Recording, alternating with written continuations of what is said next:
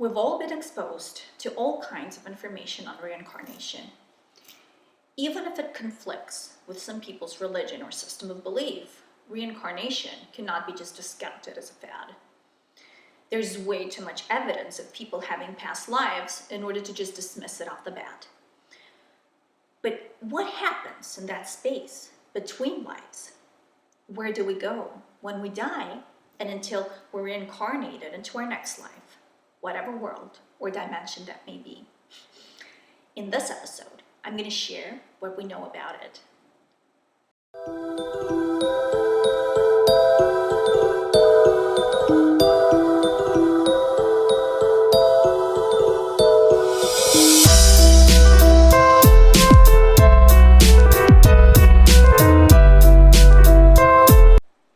So many hypnotherapists have regressed patients to past lives with incredibly interesting results, where they heard very consistent facts regarding what the soul does in between reincarnations, where it goes, and what happens to it in that space. Edgar Cayce was one of the first to bring this up. Any book on Edgar Cayce, the sleeping prophet as they called him, I talked about Cayce before, is a great resource for information regarding past lives. So Cayce was possibly the most famous channeler of metaphysical information. He was a gifted psychic healer and a believer of reincarnation, which initially diverged from his strong Christian beliefs until he found a way to reconcile them. I also talked about Dolores Cannon and how she put people under hypnosis with her QHHT, which is quantum healing hypnosis technique, a method of hypnosis that took her subjects into a very deep level of the mind, basically. She called it the somnambulistic level, from where they could access the past lives they had, but also a place which wasn't a past life, but an in-between space where souls basically chilled between reincarnations. There's a series of books written in the 1970s by Jane Roberts. They call them the Seth books. So she was basically able to channel the spirit named Seth, who came to describe the activities of the soul in between the reincarnations. Seth spoke through Jane while her husband basically took notes in the presence of audiences. So another resource we have is Michael Newton, who's the author of Journey of Souls, who also used hypnosis and regression techniques initially to discover the origins of disturbing memories or trauma his patients could not get past, until he stumbled at the discovery that it's possible to see into the spirit world through the hypnotized subject, who could report back to him in detail of that space between lives on Earth. So the way he describes it is that our minds are like three concentric circles, basically. One circle is our conscious mind, our critical, analytic, the reasoning part of us. The second circle is the subconscious, and we go into hypnosis or an alpha level of the mind to tap into this area, which stores pretty much all our memories and sensory input, supposedly both from this life and former ones.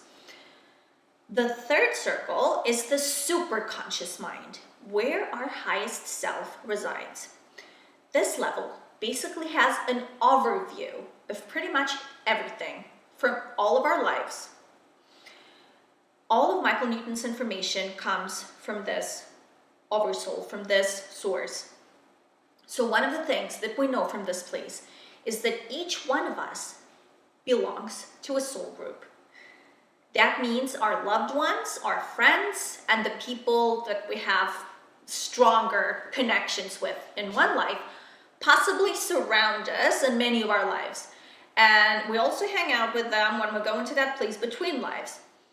So this is where we make agreements with them, with our soul family. For example, we're going to be sitting up there, wherever up there is, having cocktails made of clouds or whatever.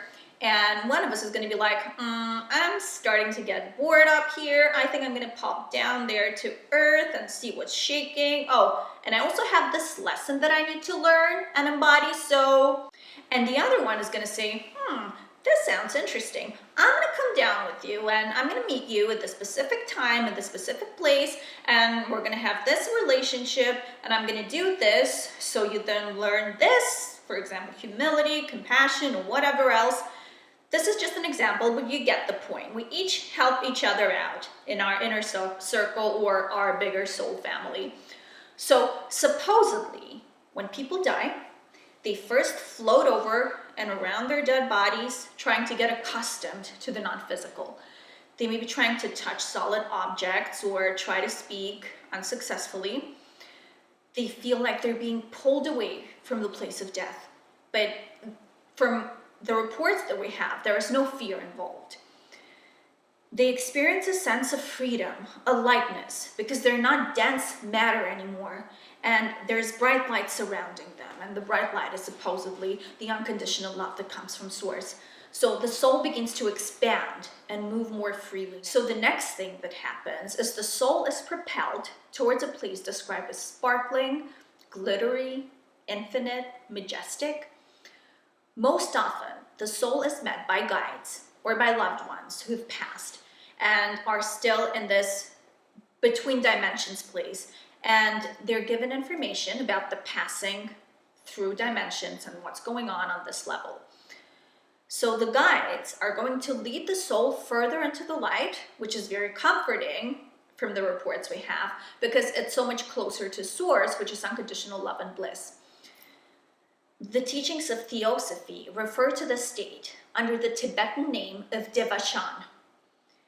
This, they believe, is related to the amount of good karma that the soul created during its lifetime and how spiritual and pure the soul is.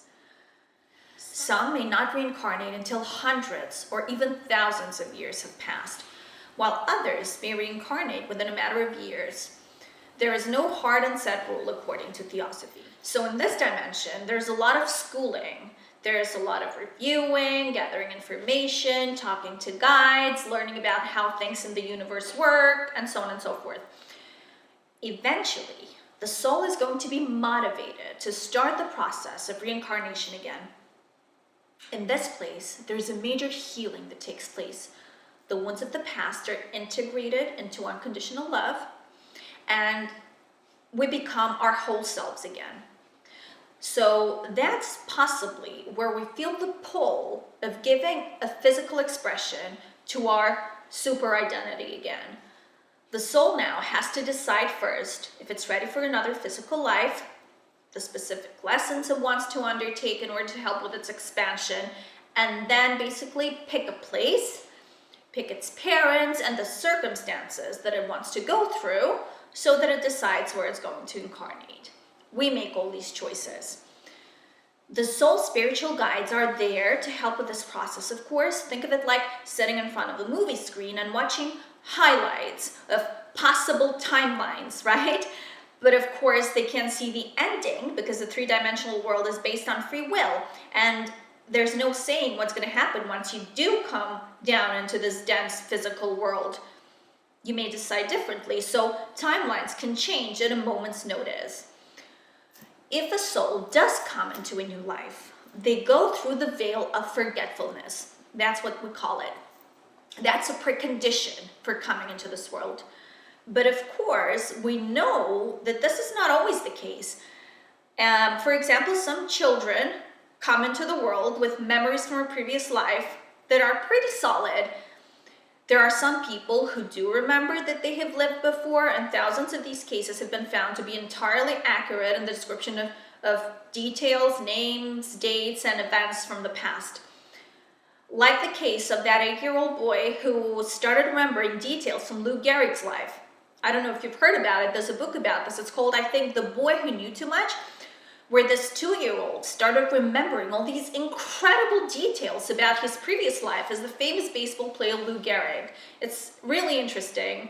If you were interested in reincarnation, I suggest you go and read that. So during rebirth, where the soul is ready to return through a baby, through a baby, it is said that this process is actually faster than their passage back to the spirit world. The soul returns to a tunnel of light, similar to the one that they went through when they died. There is an adaptation period for the 9 months in the womb, though some say that the soul can move in and out of the body for that period. The birth itself is, of course, difficult. the soul has to get used to the new density and being physically handled again by all the doctors, the nurses, the parents. The process is a bit of a shock to the new baby, to the new soul. I've also read that the soul actually has an out if the mother is going to die, or if it changes its mind about this reincarnation at the last minute. So in this instance, we may have what we call an early walk-in, and a new soul may take its place, right? Other sources say that the soul is able to move in and out of the baby in the first weeks of life, since the baby sleeps a lot, and that can easily happen. But shortly after that, spirit and flesh come together into a solid partnership. The soul brings energy from the spirit world and the infinite consciousness and grounds it into this physical expression that's compatible with the density of this three-dimensional world. And this basically brings us full circle as the process of reincarnation begins once again. When the soul has completely purified itself, settled all its karmic debts, and consciously reunited and merged itself with its higher self, which is pure, eternal, and immortal spirit, only then can the cycle of birth, death, and rebirth be said to have come to an end. The circle, or wheel of birth, death, and rebirth, is called Samsara in Hinduism and Buddhism, meaning the sea of suffering and the ocean of conditioned existence. When the individual soul, or ego, has finished traversing the samsara and has attained completeness, or Buddhahood, for want of a better word, it may then enter into the infinite ocean of unconditioned non-existence. I'm sending you love. May you be happy, peaceful, liberated.